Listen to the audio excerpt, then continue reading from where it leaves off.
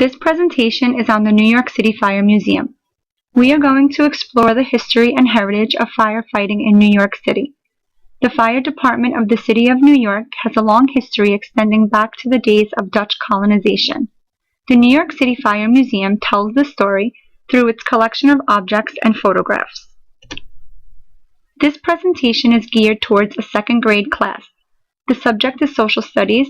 The themes applied are time, continuity, and change, and creation, expansion, and interaction of economic systems. The standards used are Social Studies Standard 1, the history of the United States and New York, and Social Studies Standard 2, economics. After our visit to the New York City Fire Museum and this presentation, students will understand the history and development of firefighting in New York City from the 1600s through the present. They will also understand how firefighters provided services to the community throughout history up to and including the present. Lastly, students will understand how people use tools, technologies, and other resources to meet their needs. When the Jamestown settlement was established in Virginia in 1607, it did not take long for America's first colonists to recognize the problem of fire. The following year, a raging fire destroyed a good part of the settlement. This forced colonists to come up with a plan for dealing with fires. They started using bucket brigades to help put out fires. Buckets of water would be passed down one line, tossed onto the fire, and then returned the other way to get refilled at the nearest well or water main. As for fire warnings, early colonists used their voices in addition to rattles, gongs, and other easily made noisemakers to spread word of smoke or fire. The rattle watch was the first alarm system used. It consisted of 8 men who were in charge of patrolling the town at night, carrying wooden rattles. If smoke or fire were discovered, the alarm would sound. At this time, fires were fought using leather buckets by performing bucket brigades and the rattle watch fire alarm system. Despite early efforts from colonists, it was not until 1648 that an organized fire department was developed. Many homes and buildings at this time were built with wooden chimneys and thatched roofs. These two building components were major fire hazards that caused fires in New York City buildings. Fire warden positions were created to enforce fire safety laws and inspect buildings for other hazards. Those who did not comply with regulations were fined by the city. These were the first steps towards creating an organized firefighting industry. In this early period, the engines were horse or man-powered vehicles with hand pumps for helping stream water at flames. The addition of the hand pump and hand-drawn engines led to the formation of volunteer companies because an organized system of people was needed that knew how to operate these pumps and engines.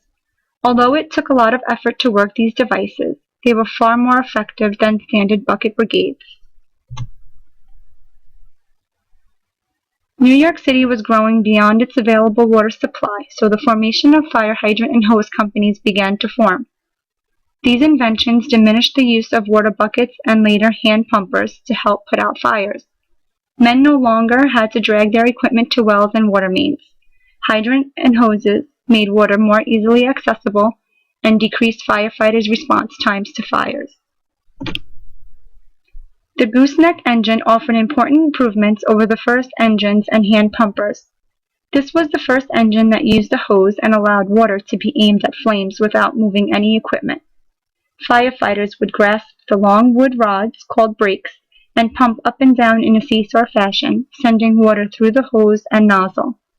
Although this engine was a great improvement in fighting fires, firefighters would still get tired easily and had to be replaced by other company members.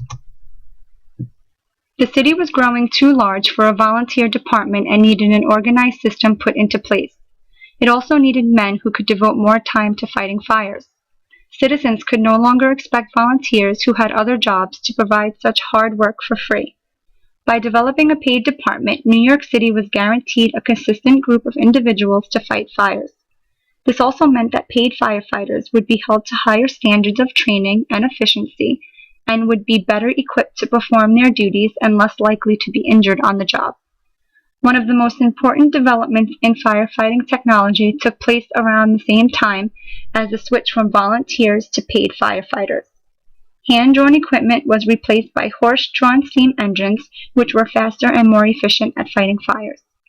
Many volunteers did not welcome or trust this new technology.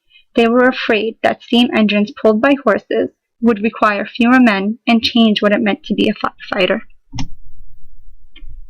To keep up with the demands of a growing city and greater number of people to protect, the New York City Fire Department had to adapt to new firefighting strategies. Motorized coal-fired steam engines, drawn by a gasoline-powered front-drive tractor, replaced the horse-drawn steam engines. This high-pressure system and motorized engine helped firefighters deal with the rising number of fires. This motorized engine allowed firefighters to respond to fires more quickly. Just as the volunteers were slow to give up their hand-drawn pumpers, the paid department was slow to make the transition from horses to the internal combustion engine. During the 1900s, firefighters were able to improve their efforts even more thanks to new technologies. The first major invention of the internal combustion engine led to the development of automobiles and later fire trucks. Firefighters also learned to utilize radio communication and special breathing devices like the Draeger mask shown here in the photo. This new equipment made firefighting safer and allowed firefighters to rescue more individuals from a flaming building. In the past and today, firefighters use tools like the one showed in this photograph to get through locked doors or debris, to quickly rescue trapped people and fight fire before it spreads. They also use tools to make ventilation holes that allow smoke and heat to escape. Many of these tools are designed for more than one use. Today, firefighting involves a number of individuals with special jobs. Aside from traditional firefighters, there are those who deal with hazardous materials, skyscrapers, fires on the sea, and assist injured victims. Today, volunteers and paid firemen participate in all these duties and help keep their community safe. To follow up with what the class has learned at the New York City Fire Museum, students will work in groups of 3 and 4 and compare and contrast how firefighting today is both the same and different from firefighting years ago. And they will also invent a piece of equipment such as an engine, machinery, tool, or alarm that they think would benefit firefighters in their community. They will explain how their invention will benefit firefighters in their community and give their invention a name.